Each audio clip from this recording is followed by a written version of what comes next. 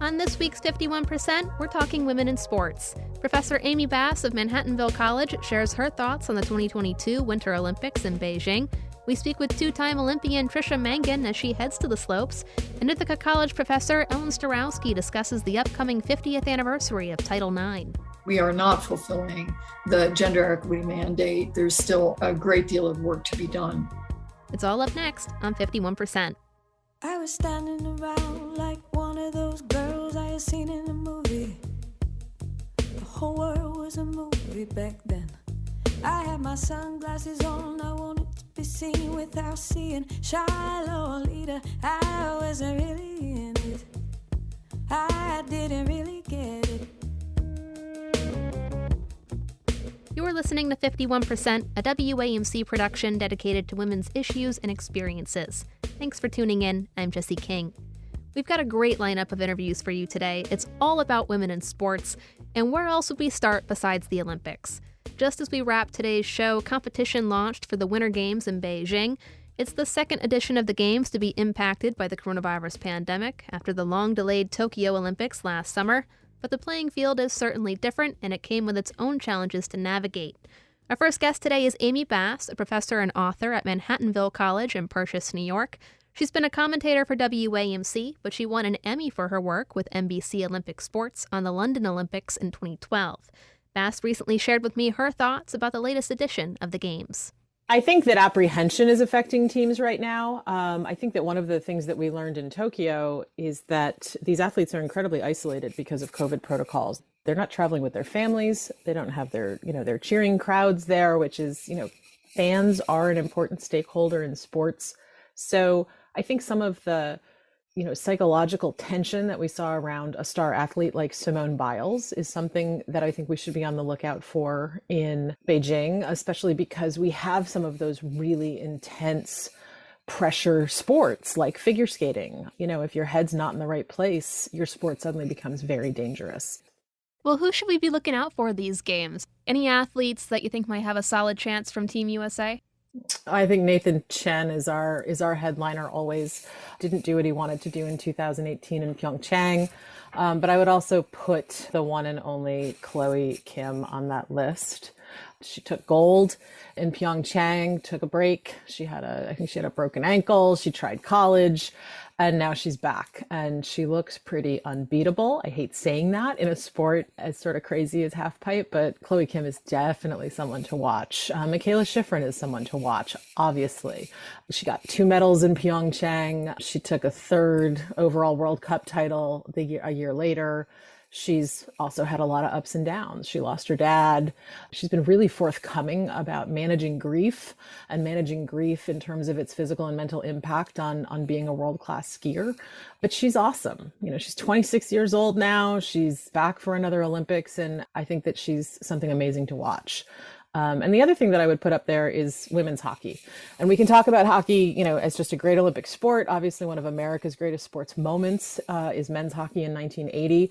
But the rivalry between the Canadian and American women, I think, is one of the great sports rivalries. I feel like they're the Yankees and Red Sox of the Olympic Games. And I am all in for women's hockey. Last time they met, who won? The U.S. took gold and Canada got silver. Wow. Okay, so it's neck and neck. But aside from COVID, what are some new things coming to the Games this year? We're seeing new percentages this year. This will be the most women ever to compete in a Winter Olympic Games. Up to 45% of the athletes are going to be female.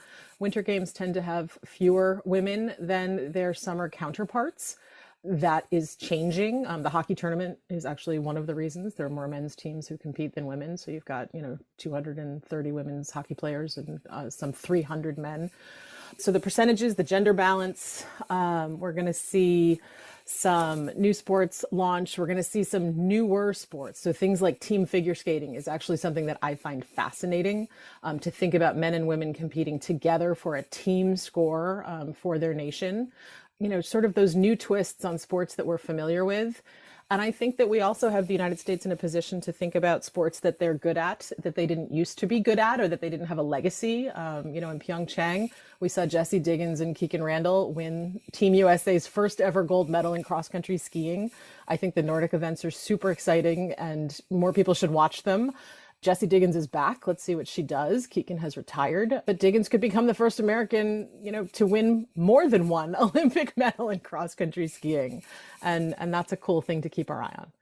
I think that we have an intense political atmosphere surrounding Beijing. We have a pretty widespread Western diplomatic boycott of these games.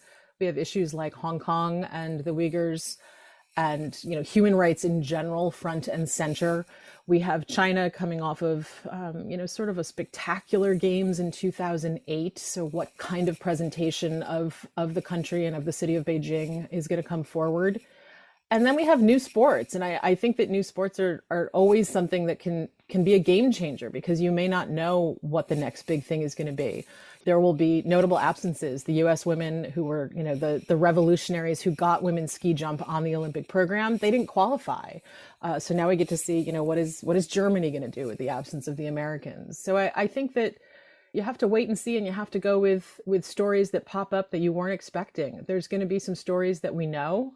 Again, Nathan Chen, men's figure skating. The return of someone like Shaun White, not as a favorite, but as someone who's just sort of trying to say goodbye to the sport that they helped build. There will be new stars that we haven't even met them yet. That was Amy Bass, professor of sports media and chair of the Division of Social Science and Communication at Manhattanville College. Our next guest actually spoke with me from Germany while awaiting her flight to Beijing. Tricia Mangan just competed at the Alpine Ski World Cup and is participating in her second straight Winter Games. In 2018, she took 9th in the Alpine team event at Pyeongchang, and this time around, she's slated to compete in at least women's Alpine combined. She's just 24 years old, but she started skiing near her home in Buffalo, New York at the age of 2. I grew up skiing there with my 5 siblings and parents when I was pretty young, and started racing around 6. We skied at this little hill called Hollymont in Ellicottville, New York. And yeah, I just did a million sports when I was younger, but ultimately like skiing the most, and have definitely skied on a lot bigger hills than Hollymont now. But I think that being from Buffalo is definitely a big part of my story and has kind of shaped my road to the World Cup a lot. And now heading into my second Olympics, I leaned on my community a lot for support this year. So it feels really nice to be able to achieve this goal and to share that with all of them as well. When did you know that you wanted to pursue skiing professionally as an athlete? Yeah, people always ask me this question, and I don't know. I never, when I was younger, was like, I'm going to be an Olympian, or like, I want to be on the U.S. ski team. Like, I didn't even know what the U.S. ski team was. I really was just focused on like trying to beat my twin brother and just get a little bit faster. There was never like these big, huge goals. I think I've always been a little bit hard on myself. So maybe I was like, I'm not good enough for that, but I've always worked really hard. So I think that it's just put in little steps. And then over the years, it's like, oh, I did this, that's cool. And then it's like, oh, I made it this far. And then, yeah, here I am today. This year, I actually focused on the speed events, which are downhill and Super G. And then at the Olympics, there's also the combined, which is one run of downhill and one run of slalom. What is Super G for those who don't know? So yeah, the speed events are like, and downhill is like the straightest, not that many turns. You're in your tuck a lot of the time. And then Super G is also a speed event, but there's a couple more turns. So it's not just like going straight down. It's a little bit more technical. So what's been the process of preparing for that? I mean, that must be some pretty insane work. Yeah. Preparing for the World Cup or the Olympics in particular?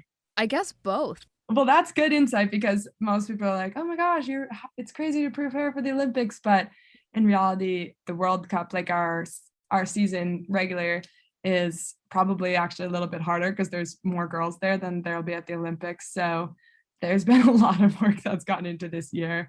There's a lot of training, a lot of physical conditioning, a lot of time on snow, lots of travel.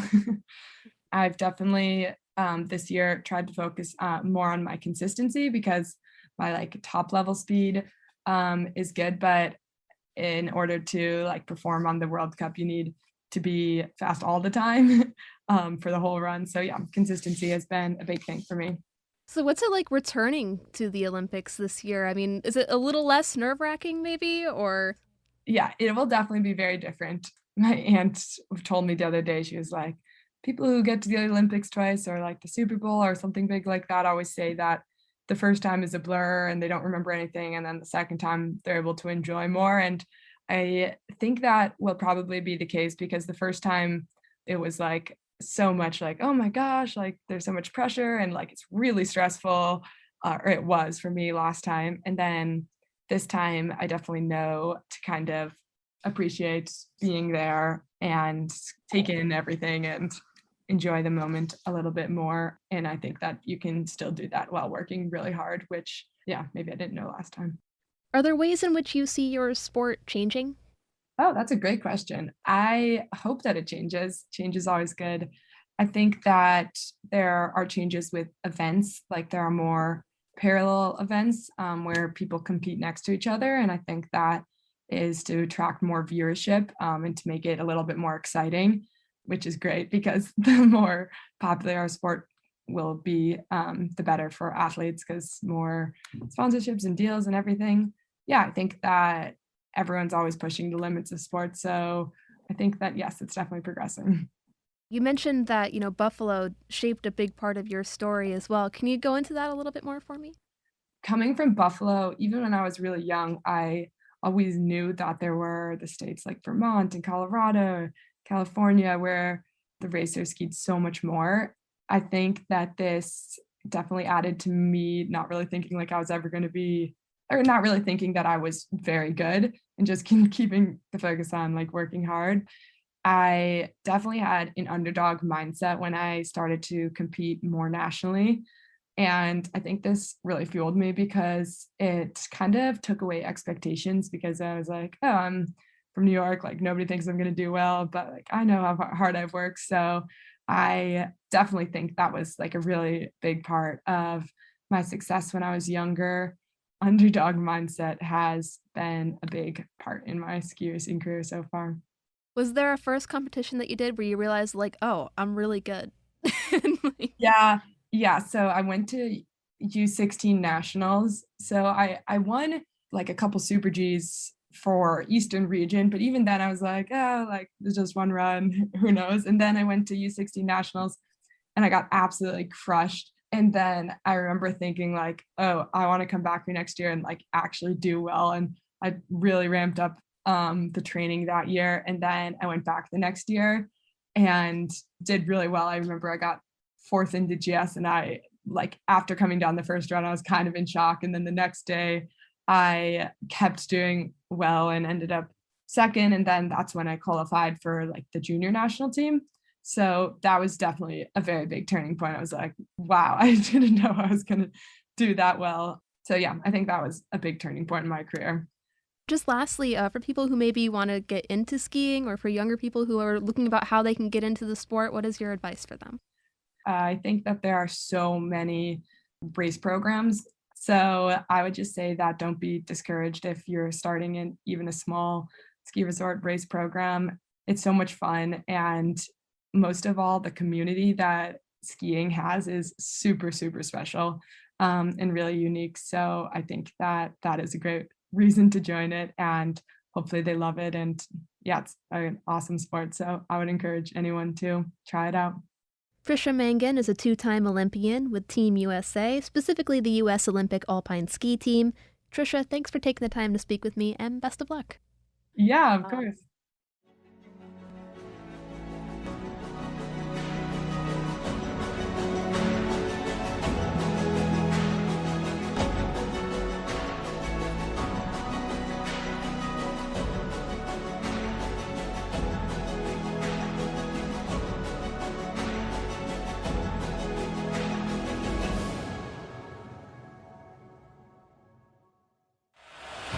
From north to south, east to west, and all over the United States, we come together today to celebrate girls and women in sport. Of course, it's not just the Olympics driving headlines this time of year. Ash Barty just became the first Australian woman to win the Australian Open since 1978. The Super Bowl is set, and college basketball championships are just around the corner. In case you missed it, though, February 2nd was the Women's Sports Foundation's 36th annual National Girls and Women in Sports Day. To celebrate, hundreds of community programs, schools, and professional sports teams across the country are hosting events to get people active and recognize the achievements of women in sports. This year, the foundation itself is hosting a virtual 5K throughout the month of February, as well as a 50-mile challenge stretching to the 50th anniversary of Title IX on June 23rd.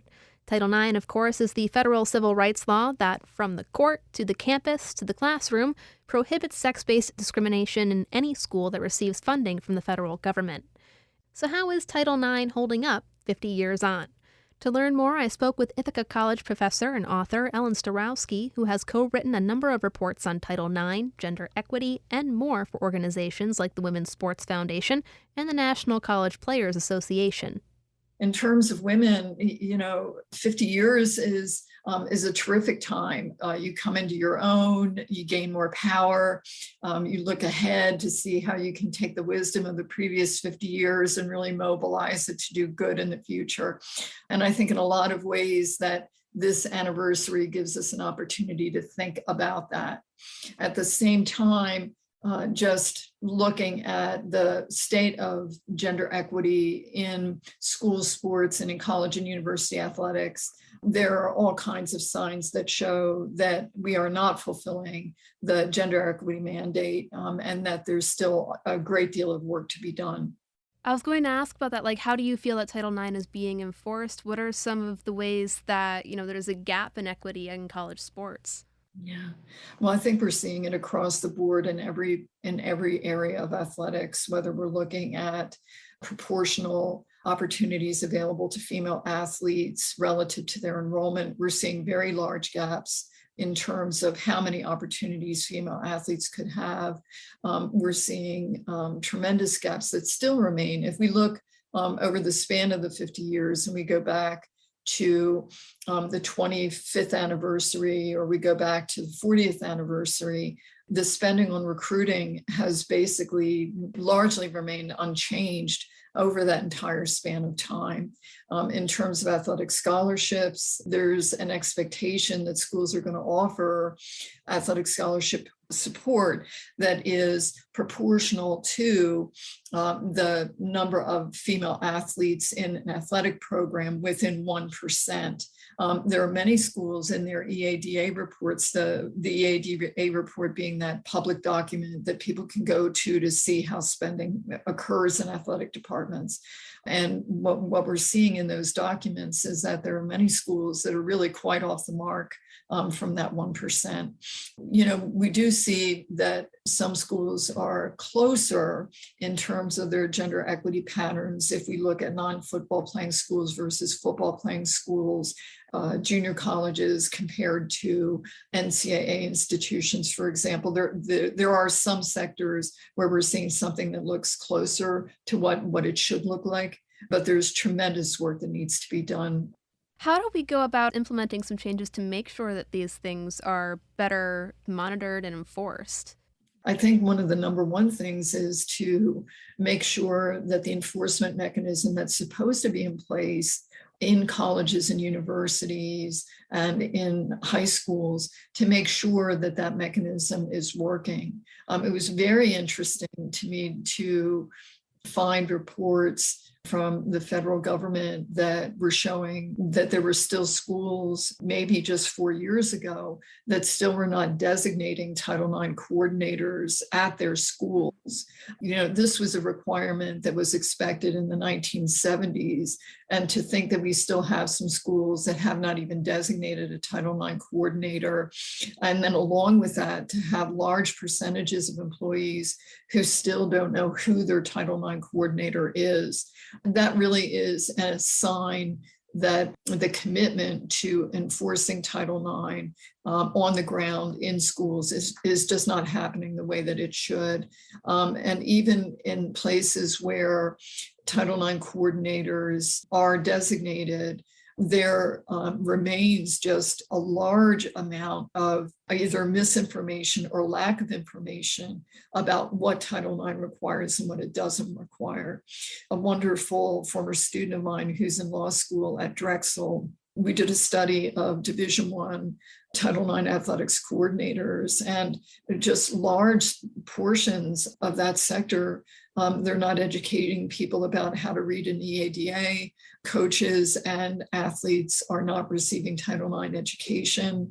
All of those things are things that all add up, because you can't hold an institution accountable to what they should be doing under Title IX if you just have people closest to the action, so to speak, closest to the athletic department, that don't know what their rights are and what their obligations are. I guess broadening the subject a little bit, how do you view the overall playing field for women in sports right now? The expression, it's the best of times and the worst of times, probably applies, because there's absolutely no question. If you think about the opportunities that were available for girls and women in the early 1970s, we've just seen tremendous growth in all areas of athletics for girls and women. At the same time, we have so many places, and I think if we reflect back just for a moment in terms of the NCAA men's and women's tournament last year, and those very stark contrasts in terms of unfair treatment, in terms of a premier, this is the nation's premier women's basketball tournament. For that kind of inequity to exist, and then also to have the NCAA external reports reveal that the women's basketball tournament was not the only tournament, but in point of fact, there was systemic gender inequities across the entire system. That's really a wake-up call for everybody. And then along with that, though, is, I think, looking futuristically, not all people and not all women are served equally within the gains that are made. So if we look, for example, through a racial lens, African-American women have been largely invisible within the overall scheme of full opportunities. In sports like basketball and track and field, we've seen that kind of growth, but we have not seen that kind of growth across the board in terms of all of the large array of other sports that are available. And this is very much in keeping nationally with the fact that women of color and African-American women have less access to sport opportunities overall. So that's an area that we really futuristically need to be addressing.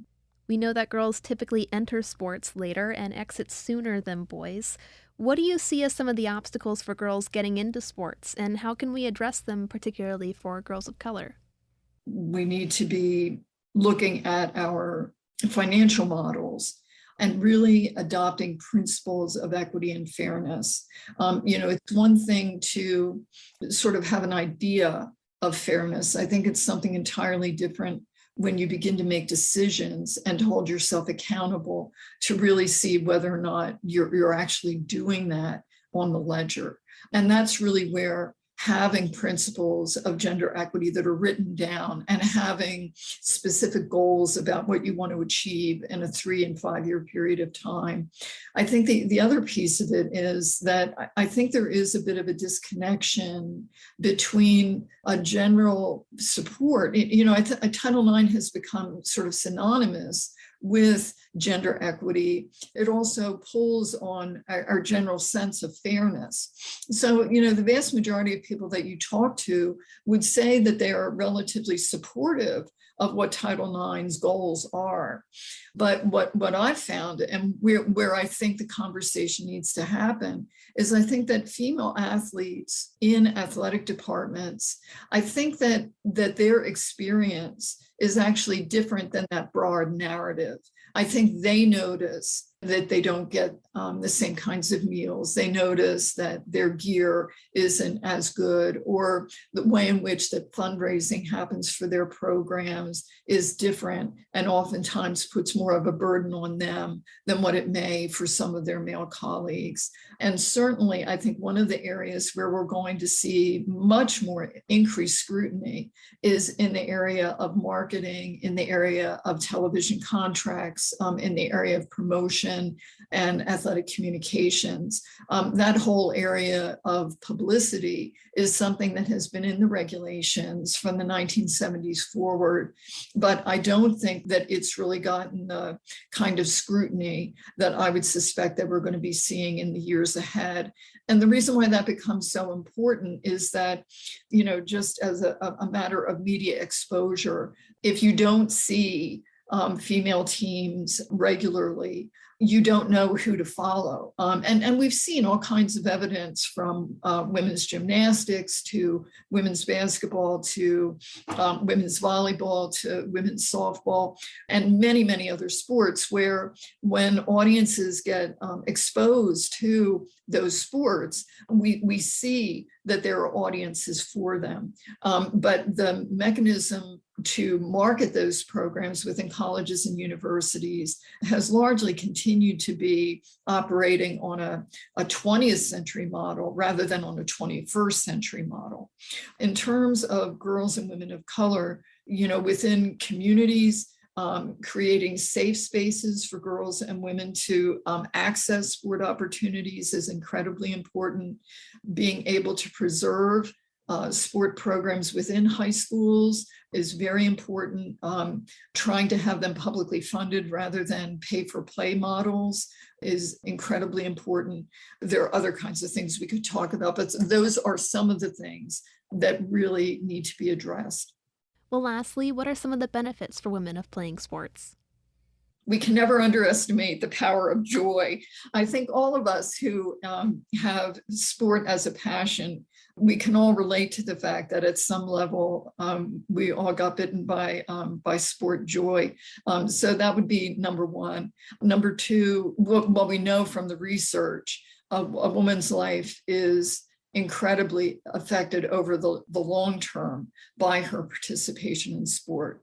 We know in terms of long-term health, we know in terms of cognitive functioning, we know in terms of social life that being able to participate in sport can be incredibly important as a quality of life issue. So all of those things are things that we should take into account. The nation has a stake in this from the standpoint of the health of our girls and women. Ellen Staurowsky is a professor of sports media at Ithaca College in Ithaca, New York. You can learn more about her work at the college's website. To learn more about the Women's Sports Foundation, find a National Girls and Women in Sports Day event near you, or to register for the Foundation's virtual 5K and 50-mile challenge, go to womenssportsfoundation.org. That's a wrap on this week's 51%. 51% is a national production of WAMC Northeast Public Radio. It's produced by me, Jesse King. Our executive producer is Dr. Alan Chartock, and our theme is Lolita by the Albany-based artist Girl Blue. A big thanks to Amy Bass, Tricia Mangan, and Ellen Staurowsky for participating in this week's episode. To learn more about our guests or just the show in general, check us out at WAMCpodcast.org. You can also find us on Twitter and Instagram at 51% Radio. Let us know how we're doing, and if you have a story you'd like to share as well. Until next week, I'm Jesse King for 51%. I was every single girl, I was nobody else, I was so sure of myself. I was 15 and a half, he was a hollow laugh. And I lost my cool somewhere along the way. At night and down the hallway, I had to learn how to look away. I lost my cool, no electricity, hot rain on the concrete, sweet